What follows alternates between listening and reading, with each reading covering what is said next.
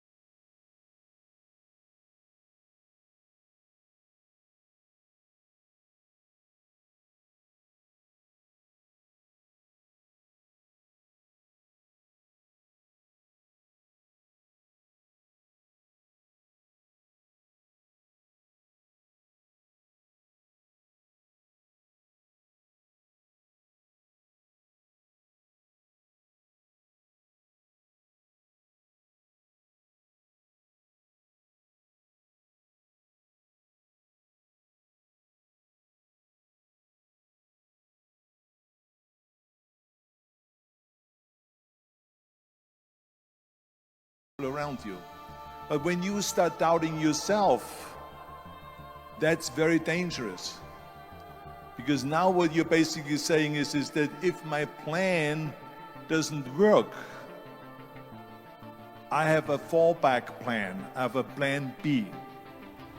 And that means that you start thinking about plan B, and every thought that you put into plan B, you're taking away now that thought and that energy from plan A. And it's very important to understand that we function better if there is no safety net. People perform better in sports and everything else if you don't have a plan B. I say I made a full commitment that I'm going to go and be a bodybuilding champion. I made a full commitment that I'm going to be in America. I made a full commitment that I'm going to get in the show business and I'm going to be a leading man. No matter what it takes, I will do the work. And the same was in politics and everything like that. So to me, it is very dangerous to have a plan B because you're cutting yourself off from the chance of really succeeding. Don't be afraid of failing because there's nothing wrong with failing. You have to fail in order to climb that ladder. Michael Jordan said in one of his interviews when they said, "You're unbelievable, you're the greatest basketball player of all times." I mean, tell me about that. And he says, "Well, you're just mentioning the successes." But he says, "For me to become the greatest basketball player, I missed 9,000 shots when I was playing basketball at the NBA games." He failed 9,000 times. You get it? We all fail. Whoever stays down is a loser. And winners will fail and get up. Fail and get up. Fail and get up. You always get up. That is a winner. That is a winner.